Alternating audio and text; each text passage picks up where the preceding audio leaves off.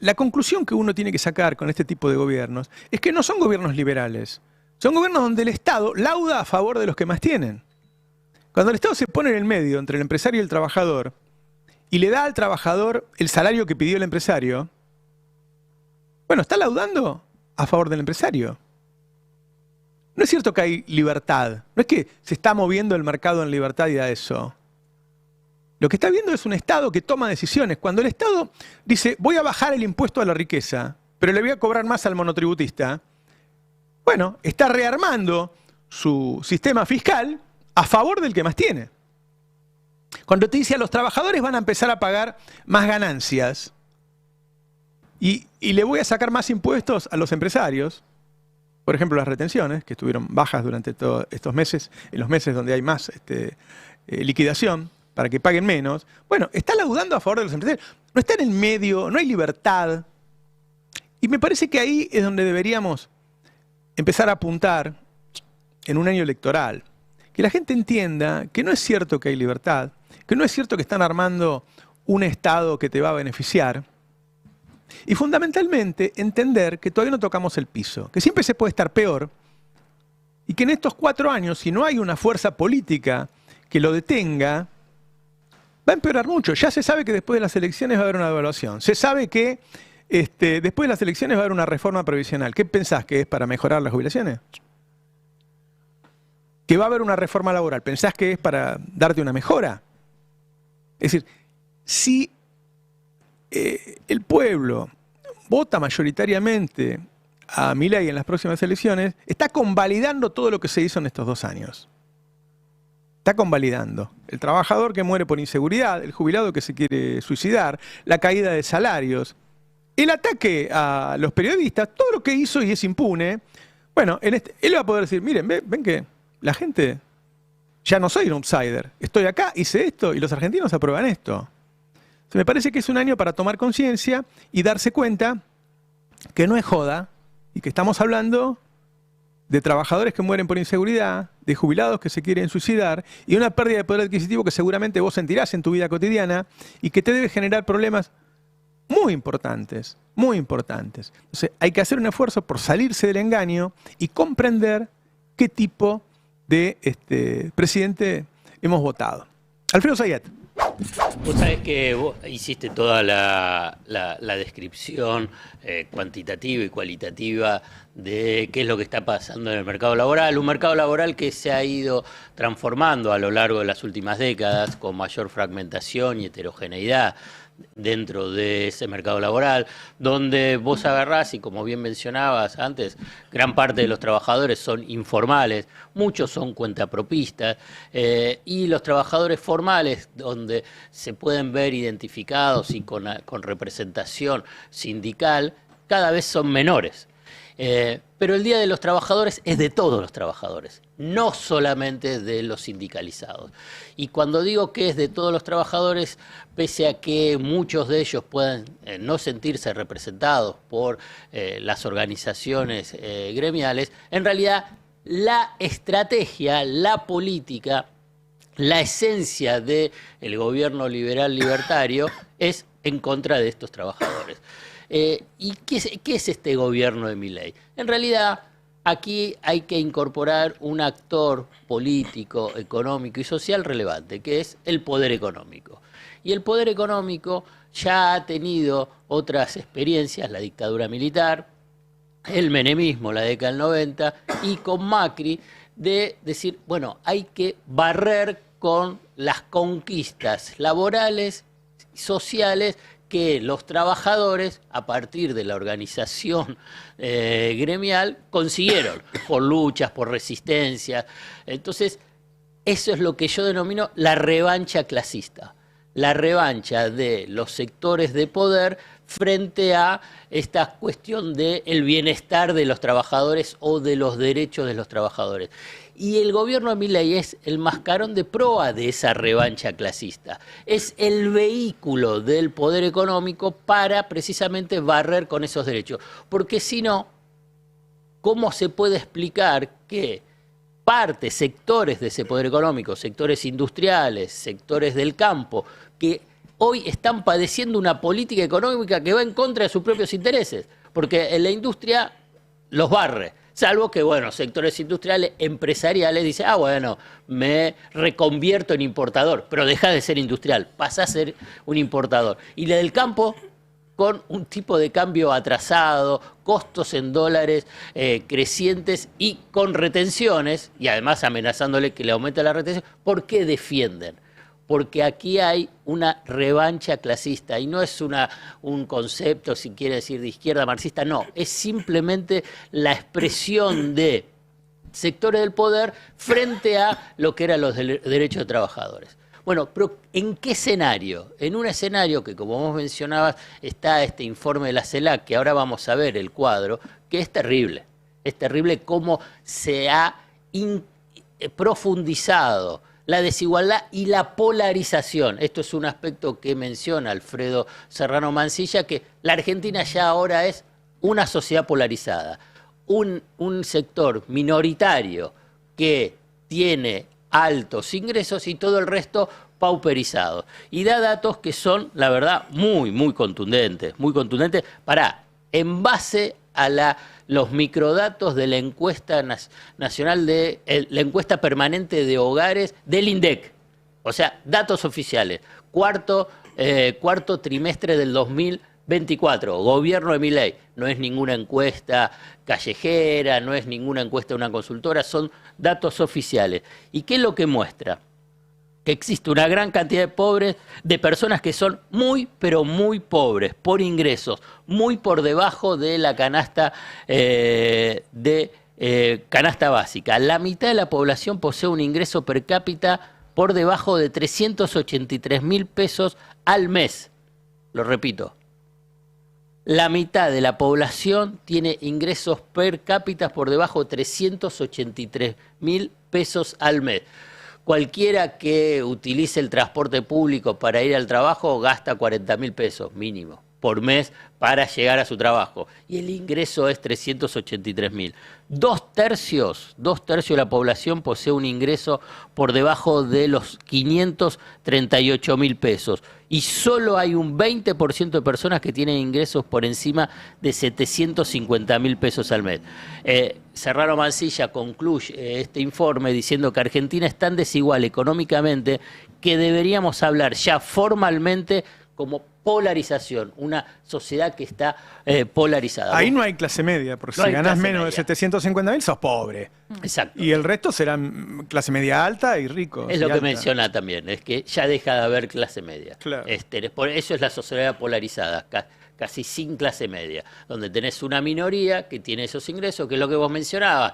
Vos vas por Recoleta, para ponerlo, por Palermo y todo, en Capital Federal, pero también en el conurbano, en el primer cordón, tenés nichos de esos sectores de altos ingresos, agarrás y decís, mirá, ¿qué pasa? No es que hay tantos pobres. Bueno, la cuestión es que en realidad tenés una sociedad polarizada que todo el resto no tiene ingresos. Perú. Claro, exacto. ¿Sí? Perdón, Alfredo. Para mí hay que recordar que transferir riquezas también es una forma de transferir poder. La riqueza es una forma de poder, con lo cual no solamente pasa por la economía, sino que a medida que deja de haber una clase media, se dejan de tomar decisiones políticas, pero también empresariales y demás en función de esa clase media que ya no existe más. Es decir, ¿a quién va a buscar representar la clase política? ¿A la gran mayoría pobre o a los que le financian las campañas? La clase media funcionaba como un colchón en esa diferencia y había una idea de que la política tenía que responderle a la clase media hasta hace no tanto, ¿se acuerdan? Si tocas a la clase media, explota todo. Fíjate la cantidad de candidatos de derecha que hay. Sí. Bueno, también puede haber un mensaje para tratar de generar la expectativa, la esperanza de podés volver a ser clase media. Sí, claro. De recuperar ese lugar. Pero lo que voy es que para los políticos es cada vez menos negocio eso, y es más negocio hablarle directamente a los que toman decisiones. Y hay un punto que quiero incorporar, que me parece que es central, porque yo les mencioné esta revancha clasista y es de avanzar sobre estos derechos laborales y sociales que estuvo la dictadura, que estuvo el menemismo y estuvo con el macrismo. ¿Qué es lo que quieren ahora? Dice, bueno, ya lo intentamos, porque en esos 3 periodos que mencioné hubo avances sobre los derechos laborales y los derechos provisionales. Simplemente hay que recordar, en los 90 impusieron el negocio especulativo más extraordinario con el aporte previsional de los trabajadores, que fueron las FJP. Era una estafa mensual. Era cada mes que al trabajador formal le sacaban el aporte previsional, una parte iba a la especulación y al negocio de marketing. Era una cosa, una estafa infernal. Yo creo que es yo la defino como una de las principales estafas que hubo en Argentina. Pero he tenido fuentes de bancos que decían, bueno, el banco compró a la mañana acciones al portador, no las puso a nombre de nadie. Si a la tarde fue buen negocio, le pone a nombre del banco. Si fue mal negocio, le pone a nombre de los afiliados de la FJP. De las FJP. Era una estafa cotidiana. No, era... Bueno, eso fue ese avance para tratar de borrar, digamos, los derechos laborales y previsionales y sociales de los trabajadores. Perdón, Milei trabajaba para una FJP, ¿eh? ¿Ah, sí? Para Máxima. Sí, claro. Era parte de la estafa. Digamos, hoy lo defienden en el gobierno, hoy establecen que es importante hablar, que se termine, digamos, que se vuelva a ese sistema, porque fue un robo lo que se hizo cuando vos veías que la cuenta de capitalización era negativa y todo el mundo te dice que cuando se hizo la estatización de los fondos hubo que salir al rescate de aquellos que habían quedado atrapados en el sistema de FJP, pagándoles desde el Estado un adicional porque no llegaban al haber mínimo. Y eso era lo que representaba en ese momento como economista. Alguno de los tantos conchavos que tuvo Javier Milei en su vida como economista lo tuvo para Máxima. Perdón, esa gente no va presa porque no se robó un celular. Acá vas preso si te robas un celular. Pero esa gente era delincuente, en serio. Delinquía todos los días. Avanzaban sobre esos derechos. Pero antes mencionábamos estos datos, si quieren, fríos del INDEC, pero vamos a escucharlos mejor en boca de los propios trabajadores. Vamos a hacer una secuencia de declaraciones, de presentación de la vida cotidiana, de lo real, de lo que cobran los trabajadores y cómo lo están viviendo. Vamos con el primero, el delegado de la línea 60. El reclamo es netamente salarial, tenemos un salario retrasado. El año pasado el salario quedó muy devaluado y hoy este año, lo que va de este año, tenemos una paritaria que no arrancó, pero está trabada, no se cierra y bueno, se sigue sumando una devaluación terrible, llegando a un piso salarial de 1.200.000 pesos brutos para el trabajador, 960.000 pesos netos, que no le alcanza a ninguna familia para vivir. Cuando escuchás a los trabajadores, se cae el relato libertario, ¿no? Cuando Caputo dijo, vamos a escuchar en el primer tape, que los salarios subieron. Hoy fui a una entrevista de trabajo para las pizzerías Kentucky. Este va a ser después, el de la que fue a Kentucky. Vamos a escuchar primero el de Caputo. ¿No anda? ¿No se escucha? Bueno, Caputo dice que con el ajuste la economía en creció. 5 puntos y el cuasi fiscal en 10. Recuerden que todo el mundo decía que si hacíamos esto iba a ser a costa de una brutal recesión. De vuelta, esto nos permitió que a la economía crecer un 6%, a los salarios reales subir casi un 15% y sacar 10 millones de personas de la pobreza. Te quiero decir algo, Roberto. Es un chiste, digo. Te está haciendo caso, Caputo. ¿Vos qué le decías siempre a Caputo? Bueno, un ministro de Economía tiene que mentir. Claro. Hacete cargo, se lo dijiste varias veces y ellos te escuchan. Ellos se equivocaron cuando empezaron a decir, sí, vamos a cambiar el sistema cambiario. Yo decía, mentí. Generó un quilombo bárbaro. Bueno, los salarios subieron un 15%. ¿A dónde? ¿Qué dato toma del 15%? Ni siquiera con los datos del INDEC que está dibujado, te da eso. Hay un gráfico que usa mucho Caputo, que es el salario privado registrado, pero que no tiene en cuenta que el incremento que hubo fue por más horas trabajadas. Claro, bueno. Entonces, como trabajajaron más horas, tuvieron que sumar más Es horas una buena extra idea. para Yo le llegar a podría fin de decir a mes. los trabajadores del Estape, miren, aumento no hay, pero si se quedan 4 o 5 horitas más por día, o sea, es increíble. Bueno. No, y ahí echás a parte de tu plantel, porque la además, gracia claro. de que vos tenés Claro. horas extra es porque se redujo y digamos, genera- tu Perdón, planta. mañana es 1 de mayo. ¿Por qué es 1 de mayo mañana?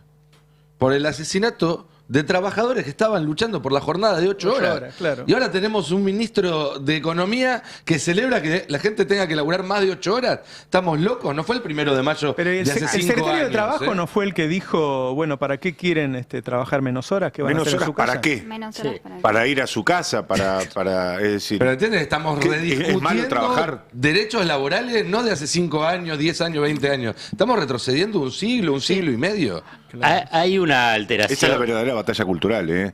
Porque se puede hablar de la batalla del sentido, de lo retórico de este gobierno y las payasadas que dicen sus portavoces digitales, pero la verdadera batalla cultural es esa, es cómo sostener que nos transporten directamente a Perú, cómo sostener que nos transporten directamente a un siglo atrás con derechos laborales totalmente vulnerados.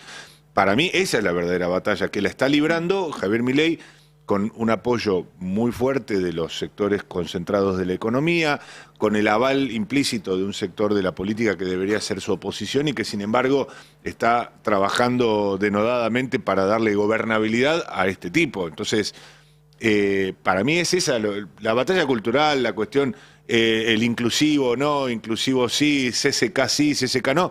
Para mí es toda una pavada, la verdadera batalla cultural es esta. Ellos tienen una estrategia de construir un relato en base en unas cuestiones, las mentiras y otro a las alteraciones del punto de partida.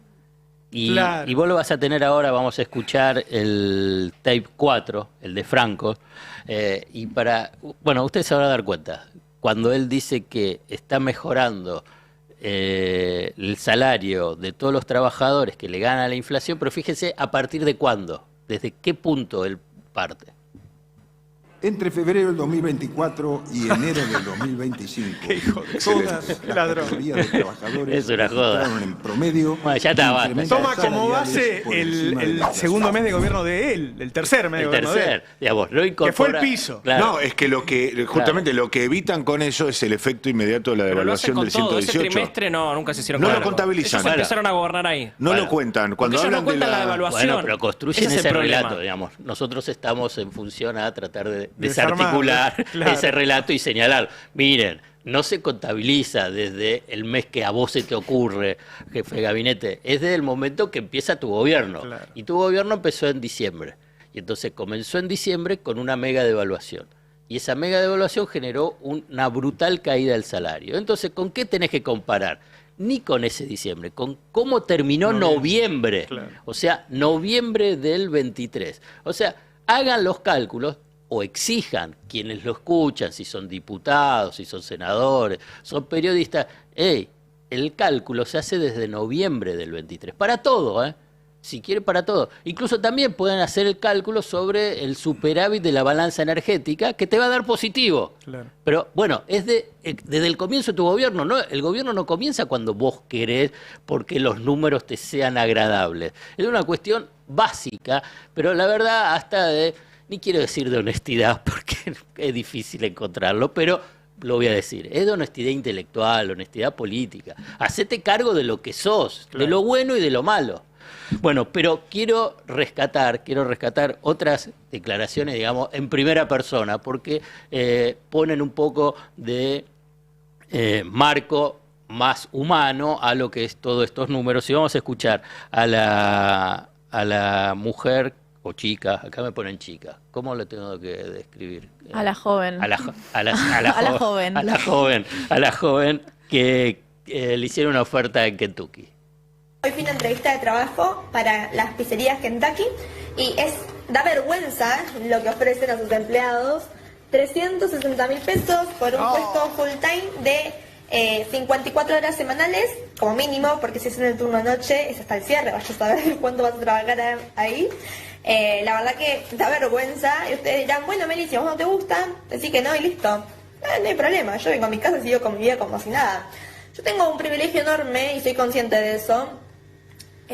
Tengo 2 padres que se preocupan porque a mí no me falte nada y que no tenga que andar aceptando ese tipo de trabajos tan miserables, pero a mí este privilegio no me nubla la vista y sé que hay gente que realmente necesita trabajar porque si no, no come o se queda en la calle. Lo que a mí me molesta mucho es que empresas como Kentucky, que no dejan de abrir sucursales, ofrezcan este sueldo porque sabe que la gente necesita, porque va a aceptar, porque no le queda otra. Básicamente se aprovechan de la necesidad que hoy hay en Argentina y da bronca. ¿Cuántas horas hace que 6 por 9, 6. 54. 6 días. 6 días de 9 horas. Hasta el cierre igual no son 9 Ahí horas. no hay ley de contrato del trabajo ni algún tipo de convenio. No debe haber La ley de ningún contrato convenio. habla de 48, creo. Sí, ningún convenio. No. Sí, igual para gastronomía. Está Barrio Nuevo, claro. Creo que son otras condiciones un poco más ¿Sabés flexibles. que me en acuerdo que Barrio gastronomía. Nuevo en los 90, cuando trataban de bajar los costos, porque ya el tipo de cambio daba muy mal, inventó una nueva categoría y en vez de categoría 1, 2, 3, empezó de 0. Entonces cuando entrabas estaba la categoría 0, en donde vos ganabas 10% menos que la categoría 1. Tremendo. Bueno, hay un gremio en Santa Fe que le compite a Hugo Moyano en camioneros, es decir, es una disidencia de camioneros que creó un nuevo convenio colectivo de trabajo, cuya legalidad todavía está discutida, que establece una nueva categoría de ayudante del chofer que mientras tiene esa condición de aprendiz cobra la mitad del sueldo que el chofer. Es que guarda, hay gente que dice, bueno, en octubre, noviembre devalúan y se van al mismo, una devaluación como al principio. Y hay otras que dicen, no, van a buscar la deflación, van a buscar la baja salarial para que ese dólar sea competitivo. Y eso es lo que vimos al final de los 90. Sí, y así terminó, ¿no? Y es en lo Por que favor. insiste Caputo, en que los precios van a bajar. Es Claro, la El salario insistencia. es un precio. Él lo para que el plantea esquema es económico. que la deflación en todos los libros de historia marca que eso es terrible porque es Sí. una depresión. En cambio acá va a ser expansivo. No, Que bueno, una nunca va a ser deflación. expansivo. Con una menos deflación. plata vamos a gastar Pero, más. pero además, perdón, esto acaba de salir hace un rato, los números de la economía de Estados Unidos, que en el primer trimestre se achicó, algo que no pasaba hace muchísimo tiempo, con lo cual no vemos un mundo que vaya a tener mucha expansión económica. Por el contrario, vamos a un mundo que se está... Además de tener una guerra comercial donde cada uno va a tratar de proteger lo suyo, lo suyo va a ser cada vez más chiquito porque todo el mundo prevé de acá en adelante 1 o 2 años de recesión o de depresión a nivel global. De hecho, yo traje las proyecciones del Banco Mundial, si quieren después las vemos, pero hay un comentario en relación a este video de la joven de Kentucky, que enfatizo que es joven porque vive con los padres. ¿Qué pasa si no vivís con tus padres? ¿Qué pasa si no existe el lugar para que te puedas No, quedar con tus no viejos? puede. ¿Qué pasa si sos madre? ¿Qué pasa si tenés una persona a cargo? Digo, tenés que aceptar efectivamente el trabajo sí o sí. Y el Tano me decía como, bueno, es verdad que hay un montón de carteles en Flores, en muchos negocios de comercio, donde dicen, bueno, se busca empleado. Y el tema es, bueno, qué condiciones, qué salarios están ofreciendo en un mundo donde el transporte está cada vez más caro. Entonces la cuenta de si te rinde ese trabajo o no, pensando que tenés que estar 9 horas, que tenés que llevarte la comida, bueno, es una cuenta donde es difícil aceptar por 200, 300 lucas. Cuando tenés un mercado precarizado, informal y con incremento del desempleo o de la fragilidad laboral, es la posibilidad de estos niveles de Sí, explotación. Con docentes que tienen que hacer changas. Recuerdan lo que hablamos la semana pasada de cómo se está transformando también el mercado de trabajo de forma tal que los docentes están buscando otras alternativas porque no les cierra el sueldo, no llegan a fin de mes y decían que paseaban perros. También de nuevo cayendo en la informalidad laboral. Vamos al último, Perdón, Alfredo, Sí. porque hay un proceso en eso que me parece que también es sugestivo. Esto de caer en la informalidad laboral, paradójicamente, hay muchos trabajadores que son formales o que siendo informales dependen de un ingreso fijo, cuya evolución está siempre por debajo de la inflación, y el trabajo autónomo, entre comillas, paradójicamente lo fija, la remuneración la fija el propio trabajador. Es decir, que muchas veces ese trabajo de pasear perros, hacer publicaciones en OnlyFans de un docente o de una persona que tiene un trabajo en blanco pero no le alcanza, termina teniendo una dinámica de evolución superadora del salario, porque a los sindicatos se los fuerza a firmar por debajo de la inflación. Claro. Entonces, es empujar al país a la precarización, a la reconversión a todo, a los servicios, con el argumento, con la zanahoria de que de esa manera van a estar mejor parado frente a una inflación porque los trabajos formales te están matando. Pero bueno, es todo autoinfligido por el gobierno. Claro. Vamos a los últimos testimonios, que me parece relevante escuchar en primera persona la situación del que está viviendo gran parte de los trabajadores. ¿A qué se dedican y cuánto ganan? Electricista, 800 lucas. Un emprendimiento de sublimación y en un buen día 50. Yo trabajo en el barrio chino, en un local de helado tailandés y estoy ganando alrededor de 8.50 más o menos al mes. Con la construcción, ¿viste? 45 por día. Trabajo en la Biblioteca Nacional y gano alrededor de 1 millón de pesos. Trabajo en una empresa de limpieza en un banco y gano 600 por mes. Tengo mi barbería, tengo mi emprendimiento ahí en mi casa. Aproximadamente por semana estoy ganando 150. Docente y aproximadamente 600 y pico. Reparación de celulares. 25, soy empleado, no soy. Tatuador, estaré en los 800 más o menos. Motomensajería y 900 más o menos. Me dijo operador, más o menos 900.000. Soy diseñadora de indumentaria, actualmente 900.000, pero soy part-time. Bueno, esto ratifica los números de Serrano Mansilla de la CELAC y para cerrar quiero decir que cuando este escenario lo que quiere el poder económico es que sea permanente, que no haya proyectos políticos que puedan revertirlo, como sí pasó en las 3 experiencias anteriores que yo les mencionaba. Por eso esta es una revancha clasista con un objetivo claro de la no reversión, de las transformaciones estructurales con respecto a los derechos laborales, sociales y económicos. Ahí entra la dolarización, ¿no? Que ayer Caputo volvió a poner sobre la mesa. Sí, la dolarización, la enajenación, o sea, la privatización de los activos públicos estratégicos. Lo de NARSA es como se dice, un leading case central de lo que significa la venta de activos estratégicos. Es Transener, es el gasoducto Néstor Kirchner, son las represas hidroeléctricas Santa Cruz, es el gasoducto Reversal del Norte, digamos, son los activos estratégicos y que tienen la posibilidad de ingresar dólares, importante, que es lo que están reclamando. Este es el objetivo central y me parece que el Día de los Trabajadores durante el gobierno de Milei va a ser un momento, o debería ser un momento, de señalar estos aspectos y de resistencia precisamente de todos los trabajadores, formales e informales. ¿La pusieron en la encuesta?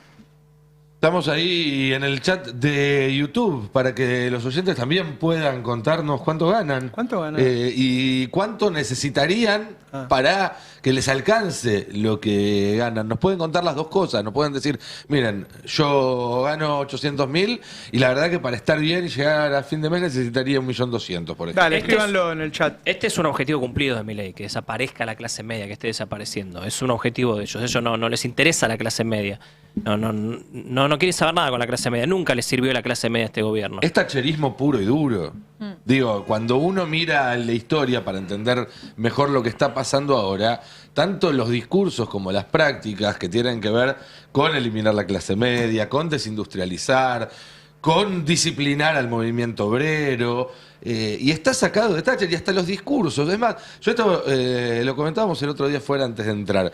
Yo no tengo ni una prueba, pero yo estoy seguro que están utilizando inteligencia artificial a la cual le cargan los discursos de Thatcher para hacer parte de los discursos de Milei, porque hay frases que son textuales, hay giros, lógicas, argumentos que siguen directamente la retórica y la práctica de Margaret Thatcher, aplicada obviamente en un contexto muy distinto, pero con la misma finalidad, que es básicamente liberar al capital, que nosotros lo venimos diciendo hace mucho.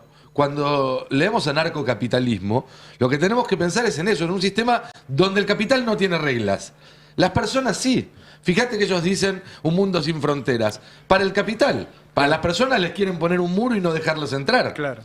De eso se trata el juego, de eso se trataba hace medio siglo con la dictadura, que también era el mismo esquema y también apuntó contra la clase media, también apuntó contra el movimiento obrero, Nico, también bajó el salario. Con la salvedad de que vos podés ser, le asiste el derecho a Javier Milei de ser un copycat, una versión berreta de Trump o de Thatcher, salvo que Trump y Thatcher encabezaron esos mismos procesos, esos mismos movimientos ideológicos en países que son potencias per se, es decir, en países que son potencias industriales o que eran en ese momento potencias industriales, potencias comerciales, que tenían un lugar importante en el mundo. En el lugar periférico que tiene la Argentina, es un suicidio colectivo el que nos empuja Sí, a por Milei. supuesto, y en Estados Unidos y en Inglaterra también. De hecho, lo que estamos viendo ahora son las consecuencias de aquella desindustrialización. Sí, pero digo, De hecho, Trump esos procesos puede- se dan post caída del muro de Berlín. Sí, un poco antes, pero forma parte del siguen mismo. hablando acá del comunismo como si existiera.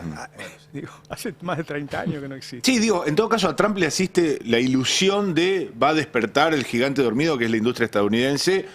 Probablemente no le salga, probablemente termine siendo disparatado y termine empeorando mucho la calidad de vida de los estadounidenses, pero tiene un elemento del cual asirse. Acá Javier Milei viene y destruye la industria nacional en pos de hincarse frente a Trump, que es el que va a obtener los recursos que necesita junto con otros países. Che, Pero antes bueno. de seguir, ¿hoy ya está el Eternauta subido? Sí, ¿Puedo ver a el la Eternauta madrugada. hoy? Todavía no lo pude ver, pero... Sí, El 30. a partir de Hay una entrevista muy interesante en el portal de Ignacio Dunán que cuenta algunas perlitas y secretos de la serie. Que ¿Ah, está sí? muy buena, sí.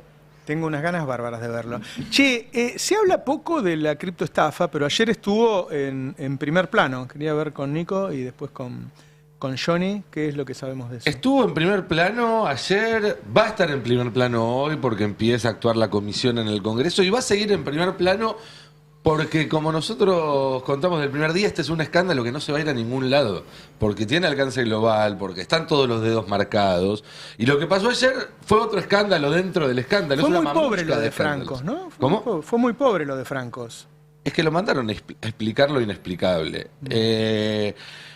Yo creo que lo que quedó claro ayer en principio es que el gobierno no puede explicar nada y está tratando de ocultar y de que no se discuta esto. Al contrario de lo que dijeron desde el primer día, que dijeron, bueno, vamos a mandar a hacer nuestra propia investigación. Esa investigación aparentemente ya está completada y fue remitida a la justicia, pero Francos no la llevó ayer al Congreso para que se viera y dice que es reservada. Uno no entiende por qué. Si la idea de la investigación era generar transparencia, la hicieron reservada. Y fue también Francos a poner en escena esta performance del Congreso contra el Poder Ejecutivo, con un Congreso como un órgano parcial que ataca al presidente y que tiene que ver obviamente con la desacreditación del Poder Legislativo, que también es una señal de este gobierno desde el primer momento. Tenemos varios videos para compartir, si les parece, y después podemos ir repasando las preguntas que no contestó Francos. Ajá. Y también las fallas del gobierno, las faltas del Me hizo gobierno. acordar el tema de Nisman, porque ellos han hablado hasta ahora solo con periodistas amigos de este tema. Entonces, de alguna manera salían, hasta que vas al Congreso. El tema de Nisman había dado varias notas y ya había dicho todo lo que tenía que decir y los papeles los tenía que leer en una carpeta, no se perdieron porque se muriera, es decir, no es que le convenía al gobierno que se muriera, pero tenía que ir al Congreso. Y en el Congreso se acabó la joda, no está del otro lado un periodista amigo.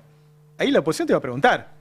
Y ahí es donde vos no podés salir. Él llegó a decir ayer, Francos, que el tema era público en el momento que lo dijo Milei. Y todo el mundo sabe que a los 2 segundos de salir no era público. El que lo hizo público fue Milei. Entonces, es como que en el Congreso cuando hay una mentira tan flagrante no puede salir. Francos ayer repitió exactamente el libreto que había llevado Milei a esa entrevista que salió mal y que tuvo que interrumpir Sí, Caputo. con Viale, claro. Incluyendo las contradicciones. Sí. Es decir, en ese momento se observó la contradicción entre decir que era un instrumento para inversiones y decir que era un casino.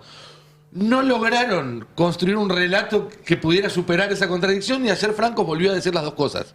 ¿Se entiende? No se movió de ese guión original. Empecemos, por ejemplo, con el tape 7, donde se ve cómo Francos, insisto, dice lo mismo que había dicho ya Milei horas después de la criptoestafa. Públicamente el emprendimiento privado Viva la Libertad el 14 de febrero del 2025, Javier Milei publicó un tuit en su cuenta personal de X, como muchas otras veces hizo, a fin de darle difusión a un proyecto que, según le habían comentado, tenía por misión impulsar la economía argentina financiando pequeños proyectos y empresas locales, apoyando a quienes buscan emprender y contribuir al desarrollo del país. Lo hizo bajo la consideración que se trataba de un emprendimiento legítimo orientado a promover a un sector que posee grandes dificultades para acceder a financiamiento y ayudarlo a salir de la informalidad. Si bien la información vinculada al lugar en donde se encontraba el presidente al momento del posteo no refiere a actos de gobierno ni al ejercicio de funciones públicas, sino a aspectos estrictamente personales del presidente de la Nación, se informa que el presidente se encontraba el viernes 14 de febrero de 2025 en la residencia de Olivos. Pero ahí escuchamos, por ejemplo, la excusa de que como estaba en la residencia de Olivos y no en la Casa Rosada, lo que él dijo no era oficial, sino que era personal. Qué loco. Lo cual ¿Cómo no puede solamente... sostener ese argumento? Porque, a ver, ¿cuál sería la lógica? No digamos? hay ninguna lógica. No, la idea no es ¿Qué tiene que sostener ver, un argumento. ¿Pero qué tiene que ver que Casa Rosada o Quinta de Olivos? Si vos sos presidente... La ¿cuál idea es no es sostener un argumento. El plan, poner pero bueno, una alguien le performance. pregunta, o no sé... No, el plan es que es algo privado de Milei. El pero plan porque de la gobierno Quinta de Olivos, ¿qué es privado? es una forma de que esté fuera de lo que es un organismo de gobierno. Lo quieren vender así, este caso desde el principio. Milei recomendaba cosas en Twitter antes de ser presidente y siguió recomendando cosas en Twitter después de ser presidente y es exactamente lo mismo. Primero, Ese sería no el es la argumento. casa de No él, es. es la casa que se le da a los presidentes, a los jefes de Estado, de parte del Estado. No va nunca a la Casa Rosada, vive ahí básicamente. Segundo, ese negocio se hizo porque él es presidente. Si él no hubiera sido presidente como uno más... Eso está explicadísimo, pero además... Tuitealo vos, a ver si juntás Claro. 2 millones de dólares. Cuando él está fuera, digamos, está en la calle. Digamos, ahí no es presidente. No se- va no- no se transitando, puede tratar solamente de es seguir presidente. esa lógica, Cuando está en el porque baño en la no Casa es coherente, Rosada. no. Además, por ahí la gente no lo sabe, pero en la Quinta de Olivos tiene oficinas y los Pero presidentes claro. trabajan ahí. Los presidentes trabajan en la Quinta de Olivos. Es Pero un lugar de trabajo. Adicionalmente, y aunque ayer no se le preguntó de manera explícita a Francos, hay testimonios que nosotros pasamos acá muchas veces de Hayden diciendo que Milei estaba al teléfono en el momento de que se publicó el tweet conectado con alguien que estaba con Hayden en ese Claro, momento. así es. Con lo cual, si Francos hubiera dicho, no, miren, en ese momento es ahora, Milei estaba en la Casa Rosada en una reunión con tal o cual, ahí le estaba dando una coartada coherente, más allá de que se puede hacer en un minuto lo de la llamada telefónica, pero al decir que en realidad estaba en Olivos y no tenía agenda pública, bueno, está abriendo la posibilidad de que el relato que cuenta Hayden de que Milei a esa hora lo que estaba haciendo era esperar el aviso de che, publicarlo ahora, es más verosímil. Claro. ¿Se entiende? Pero Francos tampoco pudo explicar de dónde sacó Milei la información del contrato que publicó en el tweet. Porque recordemos, se crea la criptomoneda, segundos más tarde se publica por primera vez en todo el planeta, en todas las redes sociales, la manera de comprarla en un tweet de Javier Milei. Y Franco sigue diciendo lo mismo, era público, era público, era público, le repreguntaron y él contestó que era público. Sobre los horarios de la publicación del presidente y la información, etcétera, me remito a lo que ya he dicho. El presidente obtuvo una información que era pública, según él lo ha expresado en una entrevista en el canal TN, así que sobre eso no tengo nada más que decir. Yo no interactué ni ingresé en la página y, como dijimos al principio, esto no es un tema de la administración pública, así que yo, que soy responsable de administración pública, no tengo nada que ver en el tema. Gracias, que te quedó claro que usted no Acá, tiene nada que ver. me y que gustaría tampoco hacer una puede aclaración también. Voy a ir a dar explicaciones al Porque- Congreso, pero con la peor de las Con ondas. la peor de ¿eh? las ondas, sí. Menos ganas le puso. Sí, no, pero una constante de toda la tarde de ayer, yo me vi casi todo el debate, me di un gustazo. Franco repitió 1000 veces, no lo sé, no estoy al tanto, es información de prensa. Y me gustaría repasar un poco una seguidilla de actos o de hechos oficiales. Francos hace 20 días recibió como jefe de gabinete una serie de preguntas por parte de los diputados para responder como su informe habitual. Habitualmente los jefes de gabinete van a las 2 cámaras a responder preguntas. De todas las preguntas que recibió en ese momento, había más de 70 que se referían al caso Libra, más de 70, y que Francos decidió unilateralmente que no las iba a responder por escrito en el informe que presentó ante el Congreso. Total, iba a ir la semana siguiente a hablar del tema en la interpelación. Es decir, utilizó la interpelación como excusa para no dejar por escrito las respuestas del caso Libra en su informe de ministros. Ahora, pasa el informe, él no responde sobre el caso Libra en el informe excusándose que después iba a ir a la interpelación. Y 2 semanas más tarde en la interpelación dice yo de eso no sabía. Las preguntas las tenía en su escritorio hace 20 días y debería haberlas contestado hace 15. Es decir, no es una excusa válida decir que no estaba al tanto, por ejemplo, de las denuncias de coimas que pedía Karina Milei, que pedía Novelli en nombre de Karina Milei, y que vienen de gente tan amplia como Payarols, la agencia Bloomberg, Juan Carlos Bloomberg, que hizo un chistecito confundiendo los 2 nombres, el creador de Cardano, un importante empresario cripto argentino, que es Wenceslao Casares. Es decir, cuando le preguntaron por esas cosas, él dijo, no, la verdad no te voy a contestar porque yo de eso no sé nada. Y no es aceptable que no sepa nada, porque él hace 2 semanas tendría que haber contestado por escrito sobre esos mismos temas, con lo cual, si no sabía, tendría que haber averiguado. Y para darle paso a John, que tiene más información sobre esto, quería marcar algo más. Ayer estaban convocados el titular de la CNB, y el jefe de gabinete y 2 ministros. El ministro de Economía, Caputo, y el ministro de Justicia, Cunio Libarona, que se excusaron en función de cuestiones de agenda. El Congreso logró, después de una larga discusión, volver a citarlos para el 14 de mayo, creo que va a ser 13 o 14 de mayo, que van a tener que asistir y ya no van a poder poner excusas. Pero lo cierto es que lo que se vio ayer fue el gobierno permanentemente tratando de poner trabas en la rueda, esta idea de nosotros no hicimos nada malo y estamos abiertos a que averigüen. Claramente no se comprobó ayer. Y una cosita Pero es muy más. fuerte cuando vos lo ves. Mentir sobre algo que todos sabemos cómo es, que él sabe que todos lo sabemos, y de todas maneras se hace la representación, no sé para quién. Y una cosa más, por estas chicanas permanentes que metió el oficialismo para tratar de poner palos en la rueda, el inicio de la interpelación al jefe de gabinete se demoró 2 horas, porque estuvieron 2 horas discutiendo reglamento. Cuando entró el jefe de gabinete le reclamó, tenemos el tape, es el tape número... ¿dónde está? Acá, 6. Le reclamó a los diputados que lo hicieron esperar, dijo que era una falta de respeto, veámoslo. Nunca en mi vida he hecho esperar a nadie 2 horas para una reunión.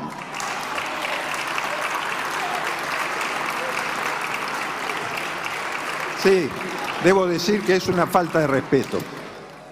Bueno, no quería dejarlo pasar, aunque parezca algo lateral. El jefe de gabinete es el jefe de la administración pública y el Congreso Nacional, en especial la Cámara de Diputados, es el lugar donde el pueblo está representado. Si el pueblo quiere hacer esperar al jefe de gabinete una semana, el jefe de gabinete tiene que esperar una semana. Además, él No nos puede hizo entrar esperar 15 días para tener las respuestas. Además. Y por miedo que quedara escrito, porque en ese informe, que era muy extenso, decían cosas como que ni siquiera tenían intención de entregar misoprostol, y quedó escrito. Así es. Y en el medio de todo esto, 3 colegas suyos del gabinete No omitían fueron. su presentación Eso es diciendo una falta tengo de cosas que respeto. hacer. Eso es una falta de respeto. Pero digo, las faltas de respeto del Poder Ejecutivo al Poder Legislativo son una marca de este gobierno, y en algún momento el Legislativo va a tener que ponerse lo que tiene que ponerse y empezar a hacerse respetar. Porque si no, no hay manera de que funcione la República. Cuando decimos esto es culpa de Milei, pero también de los que lo dejan, Sí, sin duda. es de los que aceptan que los tomen por boludos de esa forma. Como dice Gramsci, el peso de la historia está más cargado sobre los cómplices, los indiferentes, que sobre los que accionan, ¿no? Yo tengo otra frase un poco menos sutil, Gramsci escribía mejor que yo. Pero la historia le ha puesto un nombre a un montón de personas que con buenas intenciones, porque apoyaban su mirada de la economía, porque estaban enojadas con lo que había venido antes o por sus acciones anticomunistas, apoyaron a Hitler. Y ese nombre es nazis. Claro. Digo, cuando uno ve los libros de nazis, nos dicen, che, no, este lo apoyó, pero no apoyaba la parte de los judíos, solamente el anticomunismo. Y este otro lo apoyó porque le parecía bien lo que estaba haciendo con la industria. No, cuando uno apoya por complicidad, por omisión, a este todo. tipo de cuestiones, quedás... Te haces cargo de todo. Te haces cargo de todo, viene Claro. completo el combo. ¿Se habla todavía de cripto o ya salió de tema en La Rosada, Johnny? No, está es un tema que saben que lo va a complicar de acá hasta que termine el mandato de Milei. Ayer Franco fue a explicar lo inexplicable. Digo, es muy difícil explicar esto. Está todo ahí, digo, estuvo todo muy transparente. Y te digo algo, el gobierno mandó, si se quiere, el mejor de los suyos. Por suerte no fue Mariano Cunio Libarona que tiene que ir, porque la idea ayer era que vayan Francos y Mariano Cunio Libarona los dos juntos, sentados. Hubo un gran debate en el gobierno si darle un enfoque judicial a esta declaración o darle un enfoque político. Por eso lo ponen primero a Francos, porque creían que la respuesta tenía que ser política. De hecho, si iba Karina. Bueno, qué problema. Pero peor, imagínate a Cunio Libarona, que, a ver, a mí lo hemos visto en conferencia de prensa, Cunio Libarona es un desastre hablando. Es un tipo que no sabe hablar.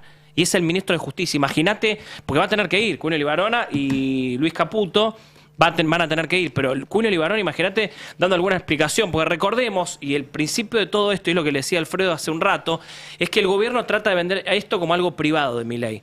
Tratan de despegarlo, que es el problema que tuvo Johnny Viale cuando le intercede Santiago Caputo, porque Milei estaba reconociendo que la defensa la iba a hacer Mariano Cunio Libarona. Lo que le va a decir Santiago Caputo, que justo lo interrumpe a Johnny Viale para decirle, no digas que Mariano Cunio Libarona, porque nosotros estamos diciendo que esto es privado, que vos te tienes que defender a alguien. Eso fue la frase, básicamente lo que le dijo Santiago Caputo a Milei, que quedó pintado en esa entrevista con Johnny Viale. Santiago Caputo, ¿qué tiene más poder que el jefe de gabinete? ¿Estamos todos de acuerdo? Tenemos que poner lo que pasó ayer, si tenemos el video de Caputo apuntando al Santiago fotógrafo. Caputo está levantando mucho el perfil. Demasiado. ¿Por qué? Está levantando mucho el perfil. ¿Pero alguna razón? ¿Es una decisión política o es un tema de ego? No, es una decisión. ¿Sigue siendo monotributista? Sí, Ah. es una decisión. Llevarse la marca. En parte también. Recordemos que hace una semana Milei dijo que es la persona más importante del gobierno, incluso por arriba del jefe de gabinete. Francos después salió a hacer una pantomima a quejarse, decir, no, yo tengo más poder que Santiago Caputo. Todos sabemos que no. Claramente, Guillermo Francos es una especie de traductor y administrador, no mucho más, Guillermo Francos. Y la persona que tiene muchísimo más poder que Guillermo Francos es Santiago Caputo. Después arriba estará después arriba estará Javier Milei y después arriba de Javier Milei estará Karina Milei. Ahí lo dejo bien claro, los escalafones de un gobierno que funciona así todos los días. Ayer Santiago Caputo protagonizó un hecho lamentable que fue básicamente apretar e intimidar a un periodista en el país donde un tipo con mucho poder mató a José Luis Cabezas. Estamos hablando, esa es la República Argentina, esa fue la Argentina de Menem, y en esa Argentina vemos al tipo que maneja la CIDE, porque el jefe político de la Secretaría de Inteligencia del Estado, Santiago Caputo, y ayer en el ingreso al debate que hubo con los candidatos a legisladores porteños, ahí estamos viendo el ingreso. Este es un gran video del Destape, quiero felicitar a los compañeros del Destape que fueron a hacer esta cobertura espectacular. Así ingresó Santiago Caputo. Santiago Caputo podría no haber ido ayer. Y fue a esto, ¿no? A hacer un show claramente, porque se cruzó con periodistas. Santiago Caputo todavía no habla con la prensa, no quiere hablar con la prensa. Y un periodista, estamos viendo, Antonio Becerra, que es sobrino de Martín Becerra. Todos lo conocemos a Martín Becerra, un comunicólogo muy importante. Ahí estamos viendo. Creo Santiago que es Caputo. hijo de Martín, sobrino de Manuel. Perdón, es sobrino de Manuel, hijo de Martín, tenés razón. Manuel es el docente, Martín comunicólogo. Exactamente, los Becerra. Una maravilla lo que hace el fotógrafo, mis felicitaciones, porque el otro lo está apretando y él no deja de sacarle fotos en ningún momento. Pero le agarró la credencial. Le agarró la credencial. Manosea la credencial y el fotógrafo, un profesional. Yo no sé si todos hubiéramos reaccionado de la misma manera, la verdad que para aplaudir. Tiempo argentino, Pero tiempo tomó argentino. nota, ¿no? Le agarró, Santiago Caputo lo que hizo fue agarrarle la credencial a Antonio Becerra, el reportero gráfico, y le sacó una foto. Le sacó una foto. Y Intimidante. Estamos hablando del jefe de la CIDE, Eso ¿no? es intimidante. Diciéndole, a ver quién me está sacando la foto, y estamos viendo las imágenes, ese es el rostro de Santiago Caputo. Bueno, si a mí me saca una foto así también. Mirá la cara que tiene. Uno no sabe qué hacía Santiago Caputo ahí. ¿Por qué está Santiago? Podría no haber ido, puede mandar a alguien. Está bien, iba a estar Adorni, es una elección muy importante para el gobierno, se juega un montón de cosas en esta elección el gobierno. Yo creo que el que más apuesta en esta elección es el gobierno, porque se definen un montón de ¿No cosas. hizo un acting peleándose con Marra en público? Bueno, también se cruzó con Ramiro Marra. Ramiro Marra lo fue a saludar. Le dijo, no nos saquemos muchas fotos juntos porque después te dicen cosas. Recordemos que 24 horas antes Santiago Caputo fue fotografiado con Mauricio Macri, dándose la mano. Y ayer lo cruzó Ramiro Marra, que también se dio la mano. Tenemos ahí las imágenes de Ramiro Marra y Santiago Caputo sacándose una foto. Ahí estamos viendo. Y Santiago Caputo le dice, no, tranquilo, le dice, yo no soy maleducado, por eso te estoy saludando a vos, y lo saludé también a Mauricio Macri. Ahí medio que lo corta. Recordemos que ellos son amigos, eran amigos, pero Ramiro Marra cayó en desgracia cuando Karina Milei decide echarlo de la Libertad Avanza y Santiago Caputo quedó en un lugar incómodo. Recordemos que el que lo presenta, Javier Milei, con Santiago Caputo es Ramiro Marra. Él es el nexo entre los dos, Ramiro Marra, entre Santiago Caputo y Javier Milei. Sí, Sí. es muy impactante ver la imagen de Santiago Caputo siendo fotografiado y apretando al fotógrafo, si la ponemos en el contexto de que hace un mes le pegaron un tiro en la cabeza a un fotógrafo en una marcha.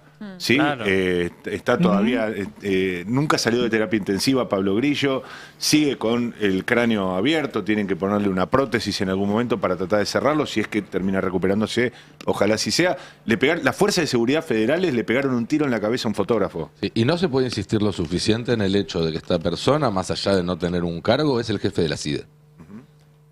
Es el jefe de la CIDE, de la UIF, de ARCA, del Ministerio de Salud. No, bueno, pero específicamente en el contexto de la amenaza a un reportero gráfico, es el jefe de la inteligencia el que lo está amenazando. No es un asesor presidencial. Me parece que eso pone en contexto el episodio. ¿Pero por qué fue? Digamos, a ver, especulación. Digamos, Me parece que está levantando el perfil, ¿no? Pero para que figure más Adorni, para que se hable de la Libertad Avanza y no de los otros candidatos. Al contrario, se habla menos de Adorni y más de Caputo. A ver, las veces que Santiago Caputo... Cuando Santiago Caputo va a un lugar, se transforma en protagonista inmediatamente. Pasó con Manes. Le pasó con Manes. Milei fue a dar su apertura de sesiones ordinarias, el discurso al Congreso, y estaba Santiago Caputo y fue el protagonista, se llevó toda la marca. De hecho, Karina Milei lo recriminó esto, que Santiago Caputo... Siempre con esa cosa prepotente, ¿no? Sí. Es evidentemente su manera, su show. Va a ser un show, él sabe que va esto lo perjudica a Adorni. Ayer lo opacó a Adorni. Para dar un ejemplo. ¿Adorni era candidato de él? La gente... Es hombre de Karina Adorni, ¿no? Adorni responde a Karina Milei. ¿Qué hacía Santiago Caputo ahí? Por eso. ¿Y cuál es la respuesta? No, a ver, Santiago Caputo está levantando su perfil. Que haya ido a la Fundación Libertad el otro día también se llevó todos los flashes.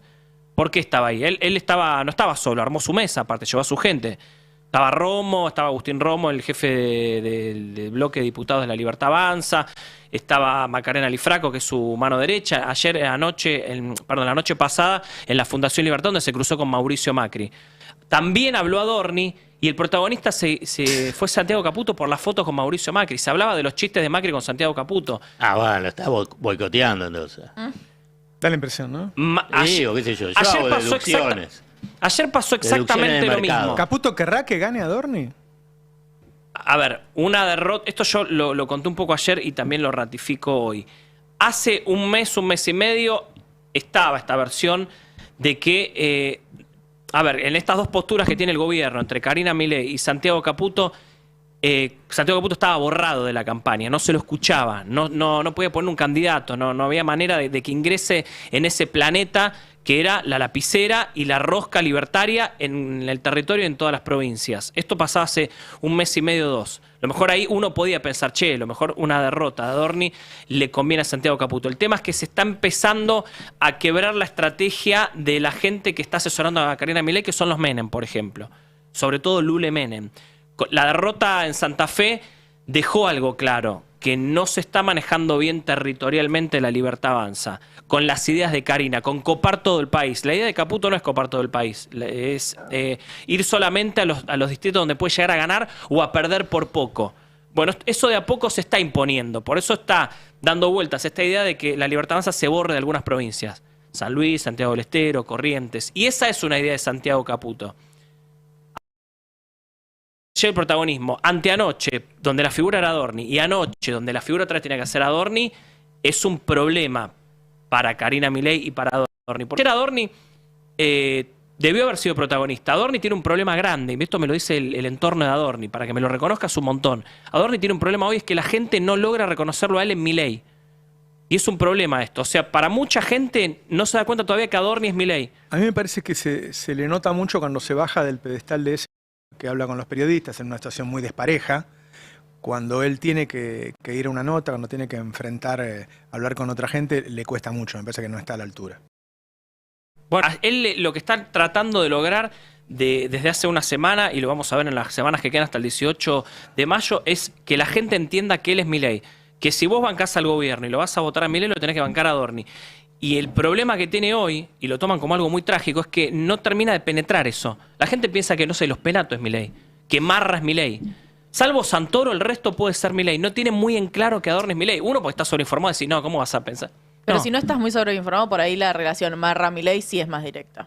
Claro, pero también, porque lo tienen estudiado en el gobierno, también les pasa con los Penato. No termina... Bueno, mucha hizo gente mérito ella, ¿no? Sí, se encargó del laburo del Congreso. Pero es por esto que decía Roberto al principio, vuelvo, hay muchísimos candidatos de derecha, entonces son todo lo mismo. Claro. No, y Adorni también hizo su pyme familiar. No sé si eso le cae muy bien a un libertario. Que No. si tenés la opción de Marra, que es otro libertario que dice la misma barrabasadas y no se armó... Bueno, Marra es un problema, claramente es una piedra en el zapato para Milei, para Karina y para los libertarios, porque varios puntos le va a sacar. Igual para mí el ganador de la noche... ¿Viste ese Para mí hubo un ganador pero en el lo viste debate. todo el ¿Caruso? debate? Para mí el ganador de la noche fue Ricardo Caruso Lombardi. ¿Por el chiste de Gago? La rompió Caruso Lombardi. El chiste de Gago fue ¿Qué gracioso, pasó? Pero pero tiene el más chiste de calle que Gago todos los estuvo otros bien. ¿Qué dijo? juntos. Y aparte se instaló. ¿Pero cómo fue? Se puso a hablar de Gago. Sí. A ver, Está muy bien hablar Fue de el Gago. Schiaretti de este Dijo que debate. dijo la Salió por política es como cualquier el lado. fútbol. Ganó, Sí. claramente. A veces te va mal y te tenés que ir. ¿Por qué? Digamos Bueno, porque todo. fuiste un superclásico, te fue mal y te tenés que ir. Como Vamos, Gago. para. Técnicamente hablando, ¿Y no quién fue un sería el debate. del superclásico? A ver, ¿Cómo? ¿lo tenés? Poneme el 7, poneme el Ponelo. tape 7 ahí, vamos a ver a Caruso, mira. No son todos los mismos. Acá se maneja todo con resultados. Si no, preguntale a Gago, que por un partido se tuvo que ir. Viste que no es fácil. El fútbol es como la política. Tenés que tener resultados. Ahí va, Sí, era eso. para hablar de este discurso de Está que bien. se vayan todos, Hay ¿no? que- Se tienen que ir y Ya fomentando está, perdió el un poco de- superclásico, se lindo tenía el que ir. partido. Pero digo, Hermoso. Caruso Lombardi, a ver, ayer fue el gran ganador, la gente... A ver, uno lo conoce a Caruso, pero fue el que más hablaba así con calle, le puso un poco de onda. ¿Estuvieron todos los candidatos? 17 candidatos, era inviable el debate. Había mucho Inviable. coacheo, mucho Sí, coacheo. Sí, la inviable. única primera candidata que no estuvo por cuestiones de salud fue Biasi Pero de que la man- izquierda, fue reemplazado por Exacto. Lucas Bonfante, que es el segundo de la lista.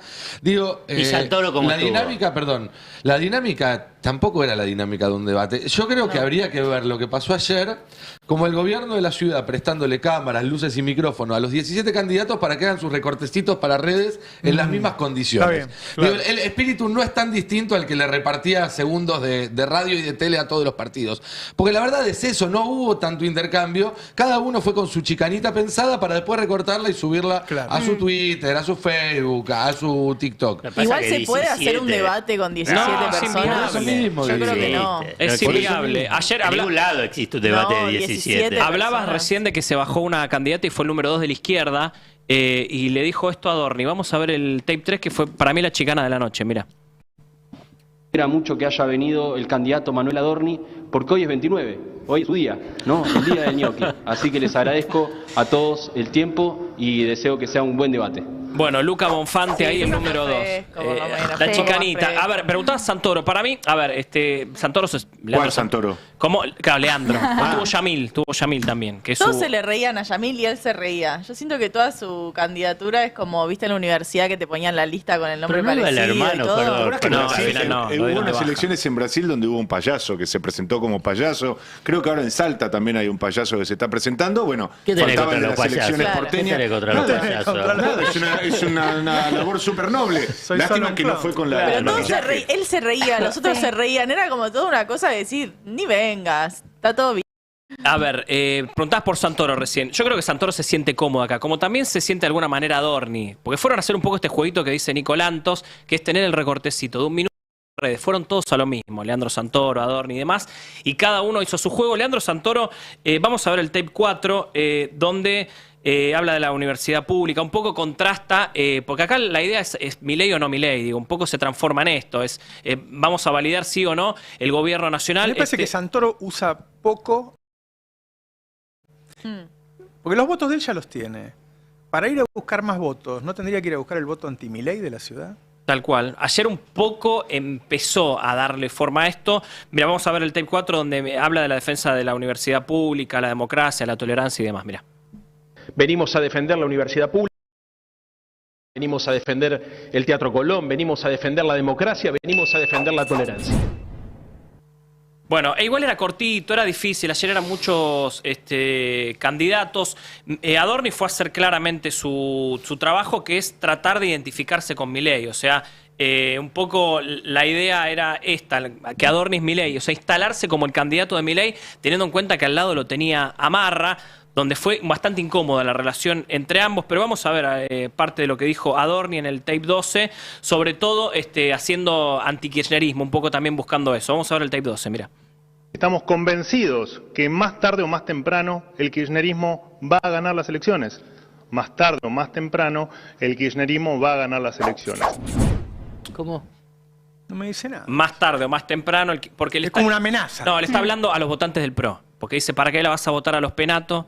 Porque lo que necesita Adorni es agarrar los votos de los Penato. Hay mucha gente del PRO en la ciudad de Buenos Aires que no va a votar a Adorni, que no lo quiere a Milei, pero tampoco quiere el kirchnerismo, no la quiere Cristina y demás. Santoro le respondió a esto, vamos a ver el tape 9, donde Y también, perdón, ¿no? Pero había una cosa como diciendo, bueno, todos sabemos que la ciudad está peor con Jorge Macri, si sigue este sendero, entonces va a ganar eventualmente el kirchnerismo, como una amenaza de decir, bueno, votame a mí porque si sigue este sendero, vuelven ellos. Lo que hasta hace poco, perdón, Mauricio Macri no tenía el argumento de para apoyar al presidente nada mejor que votar a Silvia Los Penato. Bueno. Es espectacular. La teoría, la hipótesis que manejan tanto desde el lugar de Santoro como desde el lugar de Adorni es que en la última semana se va a polarizar directamente entre ellos dos. Que después que todos los demás candidatos se van a empezar a caer y que en un momento, sobre todo en la última semana, se va a dar una polarización entre ellos dos. Cosa que me parece lógica. Me parece que se va por esto, porque se va a dar un poquito esta idea de qué es lo que quiere Milei. Centro para la derecha lo voten todos a él y a sus candidatos. Bueno, después habrá que ver del laburo del otro lado qué va a pasar. Pero es un poco la idea que tiene Milei. Lo escuché incluso decirlo Non también, que cree que se va a polarizar, que en los últimos días va a pasar esto. Yo encuentro mucho rechazo en mis vecinos hacia Milei. Cada vez más, cada vez más. El tema es, ¿a dónde van esos votos? Sí. ¿Van a los Penato? ¿Van a la Reta? ¿Van a Marra? Y yo no los veo quejarse mucho de Macri. Me parece que ellos están cómodos con Macri. Bueno, a esto de somos lo mismo, pero nosotros tenemos buenas formas. Lo dijo también ayer y lo dijo cuando presentó su candidatura. Tiene que ver en captar ese voto macrista, si se quiere, pero que no está del todo disconforme, capaz, con algunas cosas del modelo de Milei, pero sí con otras está muy enojado, que tiene que ver con los ataques, con las cuestiones más concretas. En general, tus vecinos, la gente que vive por donde vivís vos, tiene, además de su voto, otras formas de hacer sentir su descontento. Yo si fuera Milei me preocuparía también por eso. ¿Por qué a Milei no lo sostiene tanto el voto popular como el Círculo Rojo? Conozco varias personas profesionales de derecha, que los conozco hace muchos años, que no lo pueden ni ver. Y les da vergüenza tener un presidente así. Voy a dar un giro. Si uno, viste que cuando van a aumentar la nafta hay una cola de gente para cargar nafta, aunque sea un 4%. Cuando va a bajar la nafta un 4%, ¿vacías el tanque? No, pero yo estoy esperando a que sea el jueves a que sea mañana para cargar el tanque. Eso sí te lo puedo asegurar. Estás tratando de aguantar. Y sí. Ya estás en rojo. Y sí, ya está ahí en tanque de reserva. Pero yo hasta mañana no cargo. Porque mañana... Milei lo está vendiendo como si fuera un éxito de él. Y está bajando la nafta en todo el mundo porque el petróleo bajó 20 y pico %.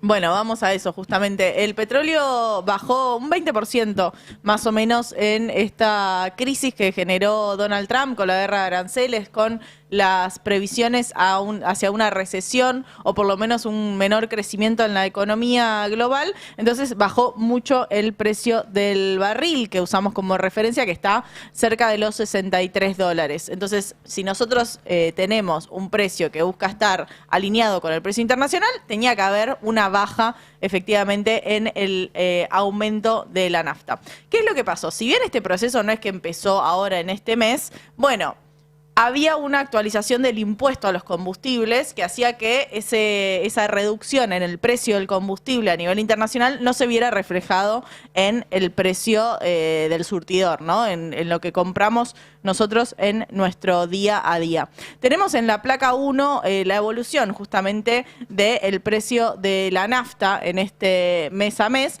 Esta es una evolución de los precios de los combustibles de YPF en particular, porque YPF es la que va a bajar el 4% el precio del combustible, y que vamos viendo cómo, voy a dar los números de las puntas como para que nos podamos deprimir un poco en conjunto. En noviembre de 2023, el litro de súper estaba a 311 pesos. Ahora, en abril, está 1.474 pesos y eso es lo que va a bajar un 4%. Digo porque es para no ser ese meme donde se festeja una bajada o dos bajadas, pues en octubre hubo una baja del precio de los combustibles, pero 14 meses de suba del precio de los combustibles. ¿Una baja del precio de los combustibles? Del si yo 2%. estoy leyendo a todos los trolls y demás del gobierno diciendo que es la primera vez en la historia que pasa. No, es la segunda vez en un año. Y la primera vez que pasó, eso no repercutió positivamente en el bolsillo de la gente porque por el otro lado le aumentaban todo y seguía perdiendo. Ok. Sí, y no generó lo que busca el gobierno, que es generar una baja sistemática de los precios. Y lo baja porque es IPF. Lo baja porque no es tuviera IPF, no bajan nada. Y porque hay campaña. Obviamente hay una decisión pública y además YPF tiene mucho peso en el sector. YPF llega a más de, o sea, es más de la mitad de la cobertura de la venta de nafta de nuestro país. Entonces, obviamente, lo que hace YPF se espera que genere un efecto donde el resto de las empresas, Shell, Action y demás, bajen también los precios de los combustibles. Suele funcionar. O sea, suele pasar que lo que hace YPF después lo copian las otras porque son más chicas y porque quedan ahí justamente definidas por la decisión de YPF. En la placa 2 tenemos la evolución de ese precio de la nafta en la era Milei. De nuevo, YPF cava, porque después, ¿qué pasa? El precio del combustible va cambiando mucho por los impuestos internos, así que nos quedamos específicamente en cava. Casi que la caída de octubre no se ve, ¿no? Digo, vieron que el puntito en octubre hace como una mini reducción. Bueno, después volvió a aumentar el precio de la nafta y de nuevo, esto es por una decisión política, porque no es que venía aumentando el precio de la nafta, sino que venía aumentando el impuesto a los combustibles, o sea, una decisión de aumentar la recaudación del impuesto a los combustibles, de aumentar el precio de la nafta, sabiendo también el impacto que tiene en el IPC, y por eso en la placa 6 podemos entender esta decisión de YPF de reducir el precio de la nafta en una intención de bajar justamente la incidencia que tiene este rubro en el IPC. Dice Daniel Steingart, que trabaja en Fundar, dice, la nafta pondera aproximadamente 3,6% en el IPC. Esto supondrá un impacto de aproximadamente 0,14 puntos a la baja en el IPC de mayo. Y acá me parece importante ponerlo en un contexto, ¿no? El gobierno viene hablando de que tienen que bajar los precios nominalmente, viene hablando de un proceso de desinflación, pero nosotros estamos viviendo un proceso de inflación acelerada. Febrero fue más alto que enero, marzo fue más alto que febrero y se espera que abril venga al menos parecido a marzo. Entonces hay una intención muy clara del gobierno de tratar de reducir ese índice de inflación para mayo, para junio, y esta baja en el precio del combustible, bueno, se tiene que leer en ese sentido. Hubo hoy una amenaza en Twitter del ministro de Economía Caputo a las automotrices, ¿no? Sí. Diciendo que, bueno, no quiero perder la confianza en ustedes. Hay una negociación constante. Cuando vos hablas con las empresas te dicen, mira, nosotros con este dólar tenemos que ganar más para comprar más dólares. Porque todos, desde los presidentes de las empresas, los jefes de producto, todos tienen sus metas en cantidad de dólares. Así que lo que no es un aumento de este mes es algo que está postergado. Claro. Pero en algún momento te van a subir los precios. Che, mañana es el Día del Trabajo y me parece que va a tener una connotación política según algunas cosas que veía de lo que comentaba Mariano Martín, no solo sindical, ¿no? Sí, no sé si te referís específicamente. ¿A lo de Kicillof? Sí, la marcha de mañana va a tener implicancias políticas y va a tener este giro porque veníamos hablando en los últimos pases cuando venía yo que ya la CGT no estaba instrumentando una estrategia a solas, sino que empezaba a delinearla junto con otros actores de la política, sobre todo. También los movimientos sociales, con otros con los que venía trabajando eran las dos versiones de la CTA, pero empiezan a cobrar más protagonismo los políticos, más precisamente intendentes, gobernadores y en particular la figura de Axel Kicillof. Ayer me confirmaban que estaba reservado para el gobernador de la provincia un lugar preponderante, probablemente en una de las columnas de la movilización, pero también en la presencia que van a tener dentro de la central obrera, dentro de la sede de Azopardo, en la previa y en el post de la marcha, porque esta movilización va a tener un circuito, los dirigentes van a volver a Sopardo y ahí va a haber una serie de reuniones y una serie de gestualidades que se van a traducir en fotos que creo que van a hablar de esto justamente. O sea, ese apoyo que nosotros conocemos se le va a dar visibilidad. Sí, exacto. La invitación fue hecha al movimiento Derecho al Futuro. Lo trabajaron, entre otros, el ministro de Trabajo de la provincia, que es dirigente sindical, Walter Correa, un gremialista del rubro de los curtidores, y que hizo de puente. Ahora, ahí el puente no es tan importante como el vínculo que fueron estableciendo desde la cima de la CGT en los últimos tiempos con el gobernador. Un poco porque empezaron a encontrar afinidades con Axel Kicillof, pero otro mucho porque prefieren desde los sectores más tradicionales de la CGT claramente recostarse sobre la figura de Axel Kicillof y tomar distancia de Cristina Fernández de Kirchner en esto que, lejos de estar mostrando una tregua interna en el peronismo, parece extenderse en el tiempo como una interna, como un tironeo, como algo todavía no resuelto, más allá de que finalmente se hayan suspendido las PASO. Bueno, como subsiste esta tensión mientras no se interna, conformen las listas, no terminó. Bueno, por eso digo, como subsiste esta tensión interna, la CGT, además de marchar y además de, hoy lo hablaba Andrés Rodríguez, el secretario adjunto y dirigente de los estatales con Ariel Ijalad, le decía, va a ser muy masiva, es decir, que van a volcar finalmente todo su poder de movilización a la marcha de mañana, pero también va a ser un gesto elocuente en términos políticos, hacia el gobierno, por un lado, mostrándole la CGT al Ejecutivo que no le da igual que los obliguen a firmar paritarias a la baja, que no le da igual la pérdida de derechos, que no le da igual que se estimule o desestimule, de acuerdo a la etapa de negociación que esté con los funcionarios, estos proyectos de la UCR para reducir el poder de los dirigentes sindicales. Pero también es una señal hacia adentro del propio peronismo. Ahí es donde la CGT está diciendo, bueno, nosotros tampoco vamos a ser convidados de piedra, como lo venimos siendo sistemáticamente en todas las elecciones, porque esto también hay una historia detrás. La CGT permanentemente... ¿Puede decir que quieren estar en las listas? Por supuesto. Permanentemente buscó formar parte de las mesas de decisión y Cristina sistemáticamente los dejó afuera. Vos fijate que las elecciones... ¿Te el famoso discurso de Moyano que decía que tiene que haber un trabajador y Cristina le dijo, yo soy una trabajadora? Bueno, que el PJ era una cáscara vacía, etcétera, etcétera. Es decir, la CGT siempre se mostró con candidatos. De hecho, uno de los que hoy figura como posible sucesor de Héctor Daer, que es Jorge Sola, ya había sido ofrecido para candidato en la provincia de Santa Fe. Cristina sistemáticamente omitió a la estructura de la CGT y optó por volcarse hacia dirigentes sindicales puntuales que se alineaban más directamente. El caso de Palazzo, el caso de los bancarios, el caso de Furlan de la Unión Obrera Metalúrgica, el caso de Mario Manrique, el adjunto de Esmata. Entonces, por eso me parece que va a ser un gesto va a ser un acto para prestarle atención a la masividad que compromete la CGT, pero también para decodificarlo en términos políticos. Creo que va a ser importante. Claro. Pero, disculpa, ¿cuándo es la marcha? ¿Es hoy? Mañana. ¿No acompañaban a los jubilados? Claro. No, perdón, va a ser hoy, sí. Es hoy desde las 3 de la tarde. No sé si dije desde el principio que va a ser mañana, pero no, no, va a ser hoy, sí. De hecho, ya hay Gracias. tensión entre ATE y la policía de la ciudad. Sí, los trabajadores del INTI que estaban denunciando el ajuste. Pensaba cuando escuchaba hoy también al secretario general de UPCN, yo creía que cuando llegara la plata del fondo, semejante cantidad, y pudieran dominar el dólar, por lo menos momentáneamente, iba a generar que algunos que habían tomado distancia del gobierno, digo, gobernadores, legisladores y algunos de la CGT, iban a acercarse nuevamente porque lo iban a ver más sólido para llegar a las elecciones. Y no lo estoy viendo, por ahí no alcanzo a entender del todo qué es lo que está pasando, pero noto que hay mucha gente que tomó distancia y que no volvió cerca de Milei.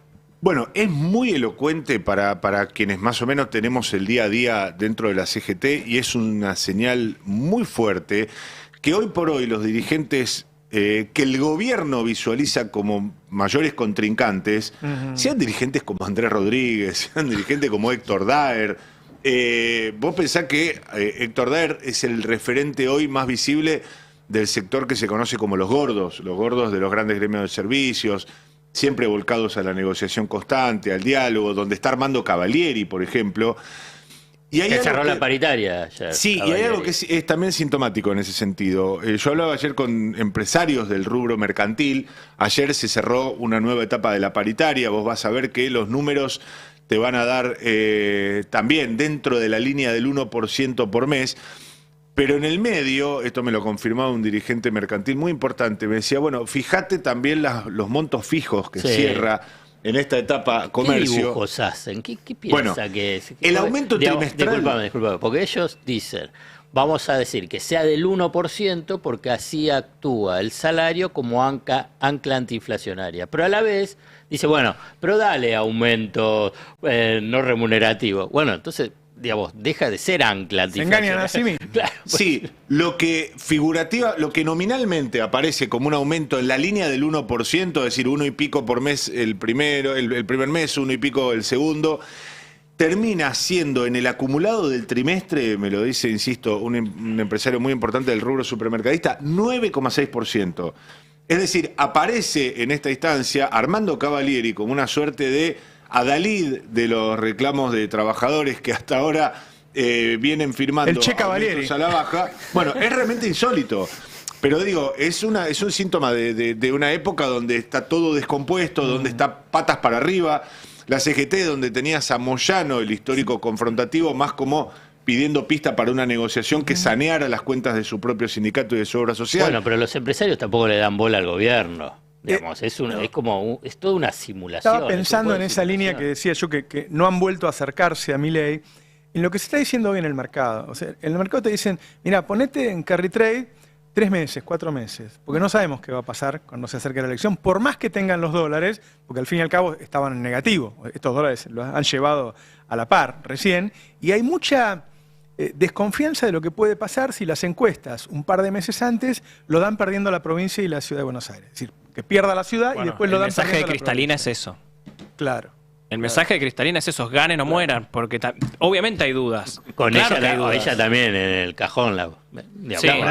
La pregunta clavo. es, el PRODE que está mirando Cristalina en ese gane no mueran, ¿cierra el 18 de mayo? ¿Cierra el 7 de septiembre o cierra el 26 de octubre? Está todo, el problema es que están todos, sí, cierran en octubre, pero Cierra está todo octubre, pero si encadenado. el 18 de mayo Adorni sale cuarto. Claro. ¿Cierra en octubre? Bueno, está bien. si Imagínate sale a Macri, cuarto. imagínate si sale cuarto ahora, imagínate a Macri. ¿Cómo puede ser cuarto? Y imagínate Puede sale pasar cualquier Santoro cosa. 20 y pico. Y después tenés en Los la franja Penato. entre los 18 y Marra los 13. Lerro. No, Larreta. Larreta, los Penato, Adorni y Marra. Bueno, está bien, sí, pero si Adorni sale cuarto es una catástrofe. Bueno, por eso no es No se octubre ya. descarta. No es un escenario hoy Claro, absolutamente. es la elección porteña es un interrogante. Y bueno, Gagan, Carri, menos meses. Bueno, Pero digo porque, viste que al principio todos dijimos, bueno, listo, ya tienen la guita, lo bajaron, decían que lo iban a bajar a 1000. Y hoy hay muchos que te dicen, guarda, presta atención, porque hay una desconfianza, por algo habló Besen, dice que los vamos a apoyar. ¿Para qué necesitan que los apoyen si tienen la guita? Claro. porque Entonces, hay una desconfianza general que me parece que se traduce en este feeling político. La CGT tiene un feeling siempre, digo. No baja el riesgo país. Tampoco No baja el riesgo Claro. país. Bueno, si no acumula reservas, no baja el pero riesgo eso es país. porque todavía no está asegurada la victoria del gobierno en ninguna elección. Ese es el gran problema que tiene el gobierno. No sabe si gana en mayo, no sabe si gana en septiembre, no sabe ¿Y si no gana gana en octubre? ¿Por qué tenemos que creer en encuestas que nos defraudaron siempre? Digo, pensábamos que Macri iba a ganar cuando ganó Alberto por 16 puntos en las PASO. El viernes salieron 2 encuestas de Management Fit y no me acuerdo quién era el otro, que lo daban ganador por un punto a Macri. El tipo perdió por 16 puntos. El punto es que en octubre va a haber argumentos para que todos se declaren ganadores. Porque ellos, pero- aunque tengan una mala elección, te van a decir, mira, tenía 38 diputados y ahora tengo 80. No te van a explicar que los 40 que sumaron se los sacaron a los que le votaron todos Sí, hasta pero ahora. Nico, Yo te voy a decir Van a una decir, cosa. ese es el primer día, el segundo duplicamos día. el- Ese Los que día, manejan. ese día va a pagar el precio de su enemistad con los medios y los periodistas. Bueno, sí, es probable. Yo no sé si Clarín y La Nación van a tener Eso ganas es lo de que vos le te- ayudarlos a presentar un resultado ese domingo. Claro, eso es lo que vos le tenés que vender a los mercados. Ahora está 7.26. Perdón, Roberto, y vos decís con los periodistas. Yo te sumo en este tren de ganar enemigos y en esta onda de hacerse el picante que tiene Santiago Caputo. Empezá a sumar a todos los empresarios a los que les han dicho prebendarios, empresarios, a los que les han obligado a dar marcha atrás con listas de precios, a los formadores de precios, a los aceiteros. Ahora está sumando Luis Caputo a las terminales automotrices. Es decir, todos ellos los consultores que son los que asesoran a las grandes empresas y los han basureado a todos. Por eso digo, todos ellos que han tomado con, casi te diría, paciencia zen toda esta etapa, porque dicen, a mí me importa ganar guita, a mí que me puteen, que me basuren, la verdad que no me va la dignidad en un insulto del presidente más o en un insulto menos. ¿Cómo van a reaccionar cuando además de todo eso el electorado eventualmente se devuelva? No veo que haya gente con ganas de tenderle una mano el día que tenga que mostrar eso. No sé, me puedo equivocar. Yo lo veo a La Nación y a Clarín y cada vez peor. Y cuando la suma de individualidades en un medio, porque esos medios, viste, por ahí te bajan una línea que es contraria a lo que dicen muchos periodistas. Pero cuando la suma de individualidades da tanto, yo lo noté mucho por el tema mío, de la cantidad de gente que me llamó, que piensa totalmente distinto a mí y que quisieron acercarse porque lo ven que es una cuestión que le puede pasar a ellos. Sí. ¿Ven, no? Bueno, ayer se agarró con Pani, ¿no? Sí. Claro. La gente no odia lo suficiente a los periodistas. Claro, que recrudeció en los últimos días eso, ¿no? Pani y Nacho Girón también lo sumó. Claro. ¿Se acuerdan cuando nos negaban que esa clase de mensajes eran discursos de odio? Ahora son explícitos. Cuando te dicen no estás odiando lo suficiente, negaban que eran discursos de odio. Tenés razón. Pero no era distinto antes. Bueno, pero después de la verdad del caso Navarro, para decirlo en forma de tercera persona, ellos siguen con lo mismo. Digamos, más todavía. Entonces es una cosa... Después de eso, hay una decisión. Es una señal. Esta fuerte. campaña va a ser del oficialismo contra la prensa, no contra la oposición política. Va a ser así. Lo de Caputo fue una señal de esto, los tuits de Milei son una señal de esto. El gobierno tiene en los papeles que la prensa hoy en día está peor vista por la población que la política y entonces lo van a poner como enemigos. Sí, pero no vota Navarro por ahora. No tengo un voto igual que cualquiera, pero a lo que voy es... Pero hay una estrategia, a mí estoy preguntando desde... Mira, acaba de hablar desde Adorni, dio una conferencia de prensa. A mí me resulta difícil tratar de encontrarle alguna racionalidad en sus estrategias, pero por ahí no entiendo nada, es lo más probable que no entienda nada. Pero lo ves a Santiago Caputo por un lado, lo ves que siguen insultando a los periodistas, digamos, ¿cuál es la estrategia? Está bien, todo es la del caos. Bueno, ok, pero hay momentos que vos ves, che, ¿me funciona o no me funciona? ¿Por qué piensan que les está funcionando? Si, como mencionabas vos, Roberto, se van alejando, tiene cada vez menos aliados. Digamos, el único aliado rápido que uno puede observar es Estados Unidos. Claro. Y al fondo, pero adentro es que todos lo miran con desconfianza. Bueno, Alfredo, no desdeñemos un factor que creo que es distintivo en este gobierno respecto de anteriores experiencias y el mismo gobierno de Alberto Fernández creo que es la contracara de esto, que es la convicción. El factor de convicción de estos tipos que van para adelante, no les importa nada, que creen que todos los elementos de la realidad le dan la razón y que ellos todo eso conduce que todo el mundo esté equivocado menos ellos. Que todo marcha acorde al plan. Esa consigna idiota que repite como un mantra este muchacho Caputo.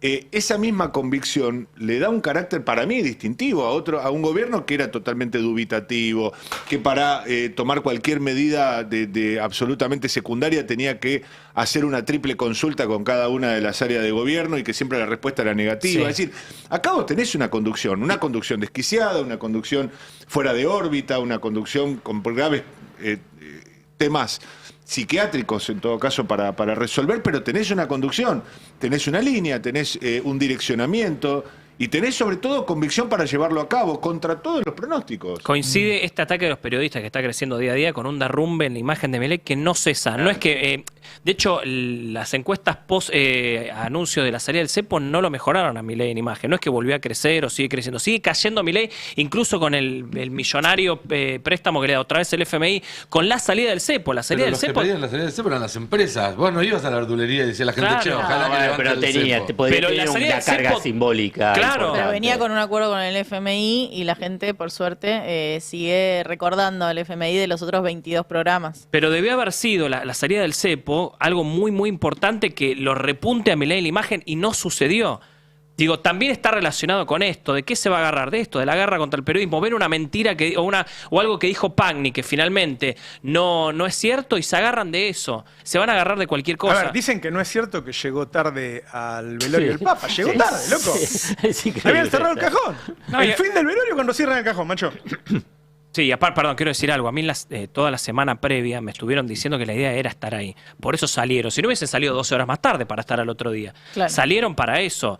Milei le fue a entregar un premio a Jesús Huerta de Soto. Sí. Claro, Se retrasó. acá cerca. Y llegó tarde. La idea era ir al funeral. A mí me venían diciendo fuentes importantísimas del gobierno que la idea era ir a ver el cuerpo del Papa, Claro. ir al velorio. La idea estaba, digo, no es que llegó 6 horas más tarde, llegó 5 minutos más tarde. El avión aterrizó y estaban cerrando el féretro del Papa Francisco. Digo, llegaron tarde. Después ellos pueden decir lo que quieran. Estamos en condiciones de escucharlo. ¿Nadie pagó un costo? ¿Nadie le pasaron la factura por eso? No, ellos agarraron y dijeron... No, internamente. No, ¿Pero a quién le van a echar la culpa si fue Milei el que le dio el premio? Es el presidente de la nación. Es por el presidente. Fue por él, 100%. Sí. A mí había fuentes Comentaba importantes. ayer Sheila Walker, ¿no? Sheila Wilker. se Sí. llama. Sheila Wilker, Lo sí. vi ahí en el programa de Tenemon y Mario O'Donnell, que decía, a nosotros nos dan 40 puntos Milei, pero nos da cada vez más baja la muy buena, cada vez más baja la buena y creciendo la regular, Claro. en esos 40 puntos. En cambio, del otro lado, la imagen negativa se consolida y hay, de los 50 y pico de negativa, hay más de un 40 que es muy mala. Claro. Entonces, no hay que mirar nada más que el número, sino cuándo se consolida una imagen y cuándo se va ablandando que puede cambiar. Porque ya hay un núcleo duro fuerte anti-Milei. Exactamente. Y eso es pesado para el Y presidente. te agrego algo más, lo que veíamos el otro día, a medida que baja la imagen positiva de Milei, no aumenta el no sabe. ¿No? Eso evidentemente termina yendo a otras opciones de la oposición. El muy mala para mí es peronista. Sí, Se habló a Adorni, porque acá dan una ¿lo tenés? conferencia a Adorni, habló sobre el tema de Santiago Caputo. Obviamente lo justifico, pero vamos a escuchar al vocero de Milei, a ver. Bueno, en principio, digamos, yo estaba al lado de él, así que fui testigo presencial y ocular del hecho. A ver, a mí me parece que si vos me sacás una foto a mí, estoy en todo mi derecho, tenga o no una cuota de poder en algún lugar en sacarte una foto. Y de hecho, el asesor Caputo le sacó una foto, quería saber quién era el periodista porque quería efectivamente ver si había salido bien o no en la foto. Y me parece que está bien. Era un lío muy grande de fotógrafos y de periodistas. De hecho, a mí, sin quererlo, por supuesto, me han empujado, me han golpeado con un micrófono. Yo soy vengo del palo de ustedes, pero... y entiendo que esas situaciones muy desordenadas ocurren. Era un ámbito donde había mucha gente y donde, es cierto, había un poco de desorganización.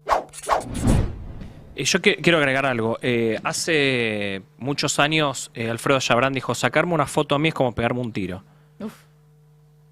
En este país vivimos. Esto es un reportero gráfico que fotografió ayer a Santiago Caputo. Digo, esta es la Argentina, esa fue la Argentina de Menem, donde se le sacaba fotos a una persona con mucho poder y después pasó lo que pasó. Todos conocemos lo que pasó con José Luis Cabezas. A veces es mentira lo que dice Adorni. Caputo le dijo, sos un desubicado al fotógrafo. No es, quiero saber dónde trabajás para ir a ver la foto. Le dijo, sos un desubicado en tono amenazante. Es que ahí hay un punto que es que no solamente son unos mafiosos, sino que son mafiosos y cagones. Porque si vos te haces tatuajes de la mafia rusa. No, pero en serio, te haces tatuajes de la mafia rusa. Te disfrazás como un Peaky Blinder que era la mafia inglesa. Te actuás cuando viene un fotógrafo y le sacás la foto como un mafioso. Y después decís, no, en realidad era para ver cómo salí. No, bancátela, decís, sí, la verdad es que no quiero que los fotógrafos me saquen una foto de mi cara y a cualquier fotógrafo que se acerque lo voy a hacer cagar. Y está mal. Y bancate las consecuencias de toda esa actitud de matón. Pero si vos vas a tener una actitud de matón y cuando te agarran en falta salís a buscar una excusa, decir no es lo que parece. Es raro, sí. Mi macho. Y quiero decir algo, Javier Milei lo banca y lo va a seguir bancando a Santiago Caputo con esto. Con todo esto, con lo de Manes, con esto. Digo, esto es un respaldo claramente del presidente de la Nación. No es que le va a molestar. Yo sigo creyendo que esto es un llevarse la marca. Es decir, creo que estamos siendo, lamentablemente, y no nos queda otra alternativa, un poco funcionales a esta idea de ensalzar la figura del patoterito, el guapo de country, porque al fin y al cabo Santiago Caputo en su vida pisó barro, ¿no? Salvo el barro de una cancha de rugby, alguna cosa así. Pero es un chico que tiene esa noción de llamar la atención para llevarse la marca, porque él está convencido de que estamos en una etapa épica. A mí me parece que el gobierno está más preocupado de lo que muestra y que debe estar las encuestas reales, no las que... Porque si las encuestas que salen a la luz miden 40...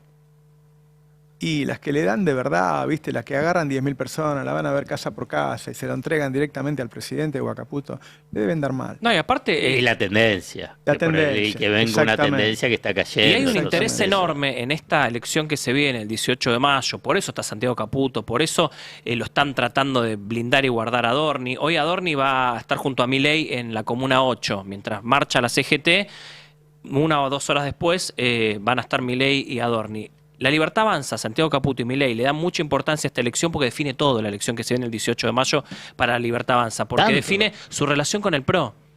Claro. Y su relación con el PRO es la alianza en la provincia de Buenos Aires y cuántos diputados violetas va a tener.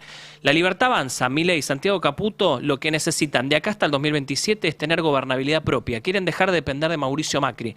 De que si Mauricio Macri baja un botón, Milei se cae. Porque el PRO cree, y en el gobierno también lo saben, que el gran garante de la gobernabilidad en este año y medio de Javier Milei fue Mauricio Macri, fue el PRO. Sin el PRO y sin Mauricio Macri, Milei se caía. No tenía número para nada. Para nada. Claro. Milei se caía, se le podía habilitar el juicio político, se caía la ley base, se caía el decreto, se caía todo. Quieren tener gobernabilidad con votos propios, con gente violeta de la Libertad Avanza. Eso quería comentar. Che, no, quiero ir a un tema porque suelen agrandarse ante la gente que más necesidad tiene o la gente vulnerada, y hay un tema que planteó Agustina sobre el ataque a las personas discapacitadas, ¿no? Sí, bueno, recién decíamos, ¿no? ¿En qué se ve el ajuste? Hablábamos de la marcha de la CGT, hoy va a haber otra marcha que va a estar encabezada por los colectivos de las personas con discapacidad. Nosotros lo dijimos el año pasado, advertimos que este gobierno estaba planeando avanzar concretamente sobre las pensiones por discapacidad. Esto tiene que ver con las pensiones no contributivas. Entonces lo veíamos Adorni en conferencias de prensa apelando a la fake news con radiografías de perros, por ejemplo, dando a entender que esos eran los casos en los que se estaban habilitando las pensiones, que después encima se dio como falso.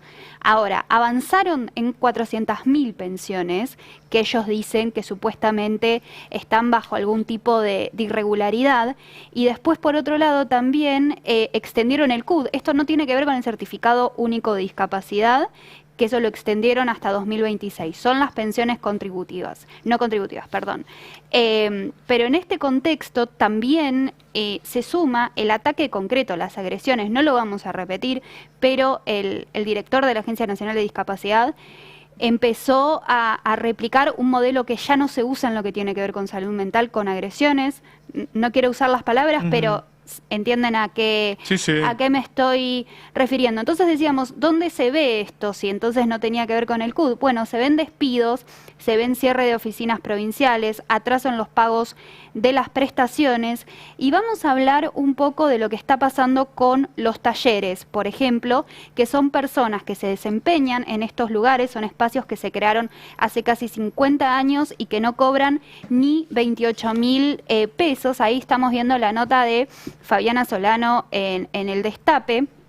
Entonces, el objetivo concreto de estos lugares era brindar empleo, capacitación a personas con discapacidad, porque no les es fácil ingresar en el mercado laboral. Entonces, era un paso previo, una inclusión en el mercado laboral, pero fíjate lo que están cobrando. Eso es una cifra realmente, yo me río, pero porque es realmente triste, es insólito que ni siquiera estén cobrando esos 28.000 pesos que deberían estar cobrando. Estamos hablando de 4 meses a veces de retraso. Tenemos en la placa, para que hablen ellos también, los que lo sufren de primera mano, a José Antonio Sauchelli, que tiene una discapacidad de nacimiento y forma parte del taller protegido de la Fundación San Francisco de Asís en La Matanza, y él decía, desde que arrancó 2025 no cobramos un peso de estos 28.000 que nos paga la Secretaría de Trabajo. Y después también en la placa 2, Enrique, que es responsable del Centro para el Discapacitado Talita Kum de Lavallol y que nació este centro nació, por ejemplo, el 1 de abril de 1995. Contra eso están yendo, ¿no? Están yendo contra centros importantes para las personas que tienen discapacidad, pero que además tienen una historia, van contra la historia también. Y él explica, esto debería ser el 40% en realidad de un salario mínimo vital y móvil, con lo cual deberían estar cobrando 114.000, o sea, no cobran los 28, deberían estar cobrando 114, pero dicen que los reclamos no están siendo actualizados. Entonces es en este contexto de ataque, de agresiones concretas, discursivas, pero que se traducen también en ajuste, es que los colectivos de personas con discapacidad se organizaron y ahora le piden al Congreso que declare la emergencia en discapacidad. Ahí tenemos algunas placas con las convocatorias, porque va a ser en todo el país, pero sobre todo va a ser al Congreso. En la placa 5 tenemos algunas de Santa Fe y Neuquén. Esto se va a debatir hoy en el plenario conjunto de las comisiones de Presupuesto, Discapacidad, Acción Social y Salud. Y bueno, esta es una iniciativa impulsada por el diputado Daniel Arroyo, que es justamente el que preside la Comisión de Discapacidad. Si les parece, repasamos algunos puntos de la ley, de por qué es urgente la aprobación de esta ley. Bueno, en principio se actualizarían esos aranceles, por otro lado también los valores prestacionales.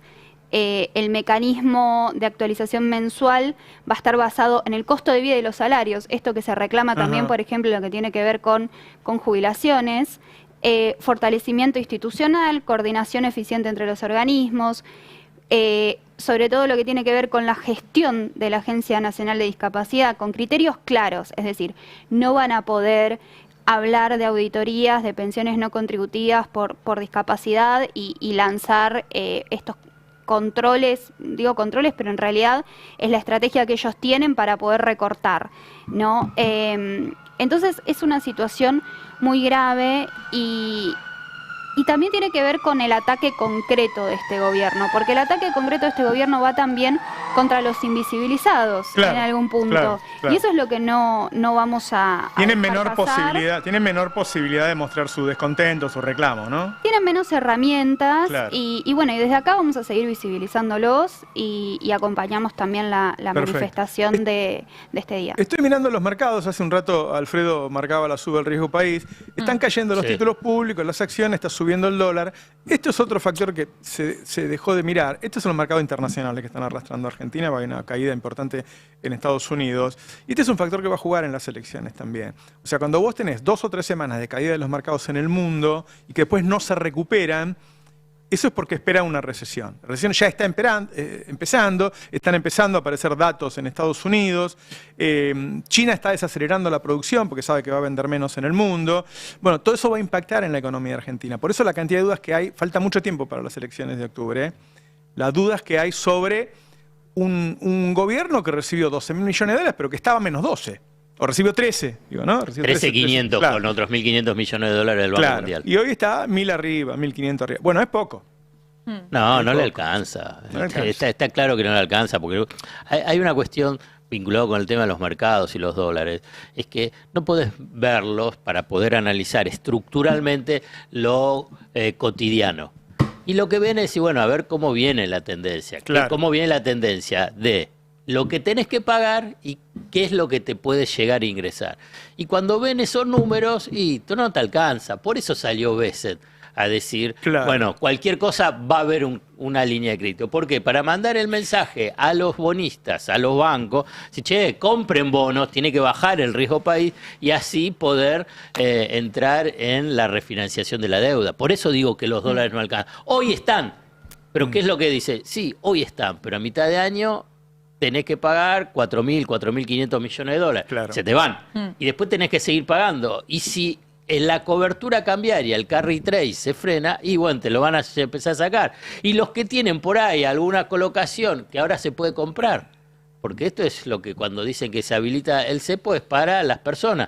Pueden llegar a comprar y decir, mirá, me vence el plazo fijo 2 días antes de las elecciones. Claro. Punto suspensivo. Bueno, son las 11:54. Muchas gracias por acompañarnos, como siempre. ¿Quedaba algo? ¿30 segundos? ¿No? ¿Listo? Bueno. ¿Todo bien la Casa Rosada? ¿Todo bien? Todo perfecto. ¿Cómo lo quieren? ¿Cuándo Mariano Moreno? ¿Cómo? ¿Cuándo Mariano Moreno? Mariano Moreno, le tengo que poner la nariz a Mariano Moreno. Un día tengo que llevar una nariz para Mariano Moreno. Gracias. Abrazo a todos y a todas. Chao. No te quedes con los titulares. Busca la verdad. El Destape 1070. Radio y punto.